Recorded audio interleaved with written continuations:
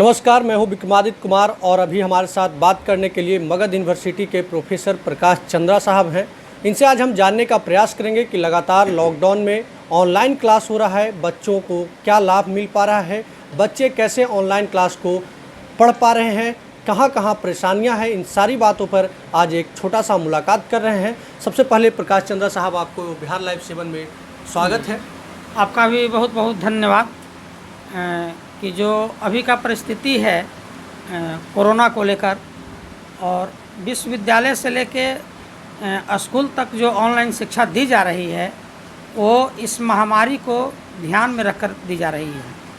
बहुत सारे ऐसे विद्यार्थी भी हैं जिनकी पढ़ाई लगभग 3 महीना पीछे चला गया, उसके बावजूद सरकार सजग हुई, यूजीसी सजग हुआ और जो जीरो बेस यानी जो भी स्कूल हैं, कॉलेजेज हैं, इसका अनुपालन किए।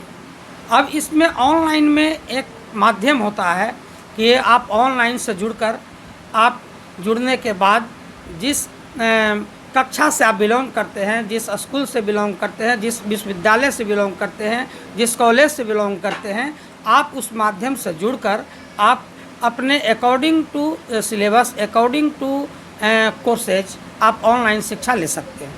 इसमें सरकार की पहल हमें तो बहुत पसंद आई। हम तो लगभग जब से ये लॉकडाउन शुरू हुआ है ठीक उसी दिन से ऑनलाइन पढ़ाई मैंने जारी कर दिया। उसके बाद शुरू में थोड़ा सा दिक्कत हुई क्योंकि बहुत सारे विद्यार्थी ऐसे थे जिनके पास जो जूम ऐप जो अलाउड किया है यूजीसी या भारत सरकार, तो उस जूम ऐप से बहुत सारे विद्यार्थी नहीं जुड़ पा रहे थे। फिर स्वतः धीरे धीरे विद्यार्थियों की संख्या और रुचि बढ़ने लगी और हमको पढ़ाने में भी रुचि बढ़ने लगा। दूसरी चीज़ की एक चीज़ और है कि सबसे ऑनलाइन पद्धति में एक ही खामी है कि बहुत सारे शिक्षक हैं या बहुत सारे विद्यार्थी हैं जो अपने आप को बचाने के लिए बोलते हैं कि मेरे पास साधन नहीं है, या जो पढ़ाने वाले शिक्षक हैं वो बोलते हैं कि मेरे भी पास साधन नहीं है। ये अलौकिक है क्योंकि अब एक टेक्निकल युग है। आम तौर पर अभी के जो समय चल रहा है ये डिजिटल युग है। डिजिटल समय में अभी जो वर्क हो रहा है, जो काम हो रहा है, आप देखते होंगे कि सोशल नेटवर्किंग का सबसे बड़ा अहम योगदान है।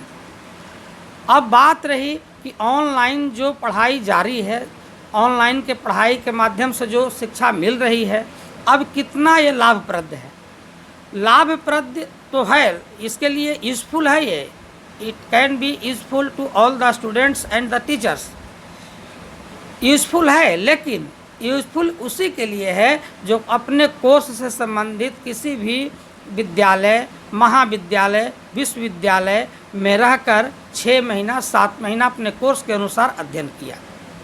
लेकिन ये एक बड़ा परेशानी यह भी तो है ना प्रकाश चंद्रा साहब के लोग जो है एट ए टाइम एक समय पे आ नहीं पाते हैं, टेक्निकल दिक्कत आ जाती है, नेटवर्क नहीं रह पाता है, किसी का नेट भाग जाता है, वैसे परिस्थिति में तो बच्चे पढ़ नहीं पाते हैं। हाँ, ये सत्य है क्योंकि देखिए जो नेटवर्किंग होता है तो नेटवर्किंग का भी एक अपना एरिया होता है। एरिया क्या है? रूरल एरिया और अर्बन। तो रूरल में तो बहुत सारे ऐसे लोग हैं जो ये सच्चाई है, ये सत्य है कि वो नेटवर्किंग यानी जूम ऐप या ऑनलाइन पढ़ाई नहीं कर पाते हैं क्योंकि नेटवर्किंग कम्युनिकेशन का गैपिंग होता है। उसको बोलते हैं barriers of network, barriers of information, barriers of information to relative the all the positive networking. यानी रूरल क्षेत्र में ये है, अभी भी जारी है। अर्बन में थोड़ा सा यह है कि नेटवर्किंग की सुविधा है। अर्बन में जो हम लोग शहरी क्षेत्र में रहते हैं तो हम लोगों के पास साधन थोड़ा सा कुछ अर्बन रूरल से अधिक है, तो हम लोग इसको उपयोग करते हैं और पढ़ाते हैं। एक सबसे बड़ी बात ये कि जब आप स्टार्ट किए थे, ऑनलाइन क्लास लेना शुरू किए थे, तो बच्चों के साथ क्या क्या परेशानियाँ थी, थोड़ा उसको भी साझा करिए। जब विश्वविद्यालय द्वारा ये जारी हुआ था आदेश, आपको बिहार के महामहिम राज्यपाल सह कुलाधिपति और विश्वविद्यालय के हमारे प्रोफेसर राजेंद्र प्रसाद, हमारे निदेशक प्रोफेसर डॉक्टर जयेंद्र प्रसाद के अनुसार जब हम लोगों को सूचना दी गई, हमें बताया गया कि आप ऑनलाइन कक्षा लीजिए, ऑनलाइन क्लास शुरू कीजिए, तो उस समय परेशानी बहुत हुई थी। परेशानी ये हुई थी कि लोग ये नहीं जानते थे कि इस तरह का महामारी आज आने वाला है या कल आने वाला है। अचानक ऐसा ये महामारी फैल गया। बहुत सारे विद्यार्थियों का ग्रुप किसी भी कॉलेज या स्कूल में नहीं बना हुआ है, तो उसको हम लोग एक सर्च कमेटी बनाकर मैंने अपने तहत खुद पहल किया। पहल करने के बाद उसका एक अपने बैचलर और मास्टर डिग्री का ग्रुप बनाया। ग्रुप बनाने के बाद उसमें मैसेज दिया। मैसेज देने के बाद उनको हमने बोला कि आप सभी लोग जूम ऐप लोड कर लें। जूम ऐप से आपकी पढ़ाई जो आगे की पढ़ाई होगी पूरे कोरोना आवर में, जब तक कोरोना रहेगा, जब तक ये लॉकडाउन रहेगा, तब तक आपकी पढ़ाई जारी रहेगी। अच्छा, ये जो कोरोना वायरस जब से आया है, लॉकडाउन लगा है, लॉकडाउन लगभग 1 महीने पहले से मगध यूनिवर्सिटी ऑनलाइन क्लास चला रही है, तो जब शुरू हुआ था तब और अब तक जो है बच्चों में क्या क्या परिवर्तन आया है? क्योंकि यहाँ ऑनलाइन का सिस्टम नहीं रहा है, खासकर अपने बिहार या पूरे देश में ही देख लिया जाए तो ऑनलाइन पढ़ाई के ऊपर बहुत ज़्यादा फोकस पहले से रहा नहीं है। एकाएक कोरोना वायरस आया और ऑनलाइन की ओर रुख किया, तो बच्चे में अब क्या सोचते हैं? क्या बच्चे ऑनलाइन पढ़ाई की ओर मूड कर रहे हैं, वो जाना चाह रहे हैं? देखिए, जहाँ तक बात है कि अचानक कोई भी जब घटना होती है, अचानक आपके पास कोई भी परिस्थिति आपके अनुकूल नहीं होता है, तो ये निश्चित है कि उस आवर में सभी लोग उस स्थिति के अनुसार तैयार नहीं रहते। यह सच्चाई भी है कि ऑनलाइन पद्धति के बारे में लोग नहीं जानते थे, न इसके द्वारा कभी इसको लागू किया गया।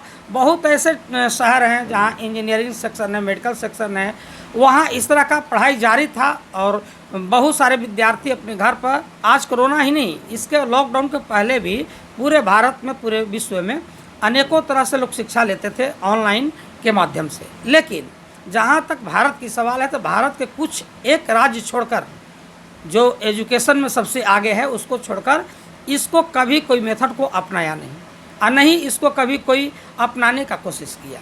लेकिन जहाँ तक बात है कि अगर आपके साथ समय विपरीत हो जाए तो एक मैनेजमेंट में एक रूल है, मैनेजमेंट का एक रूल है कि व्यवस्था आपके अनुकूल नहीं हो सकता है, व्यवस्था के अनुकूल आपको होना पड़ेगा।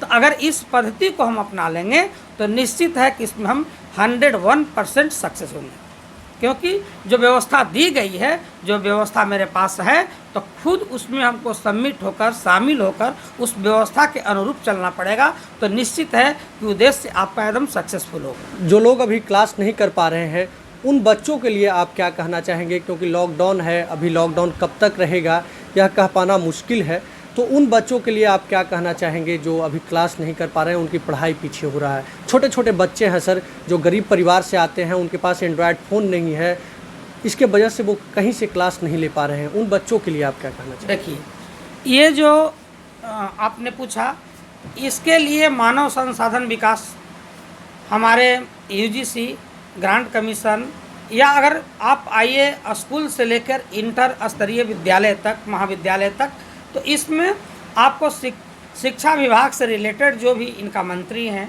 जो इसको निरीक्षण करते हैं, जो इनको बढ़ावा देते हैं, उनको चाहिए कि आप सोचिए, ये प्रश्न आपका बहुत ही उचित और एकदम सत्य है कि जैसे बहुत सारे विद्यालय में जो गरीब बच्चे थे उनके लिए खिचड़ी का आयोजन किया गया, ड्रेस का दिया गया, उनके लिए साइकिल दिया गया, बहुत सारे संसाधनें दी गई।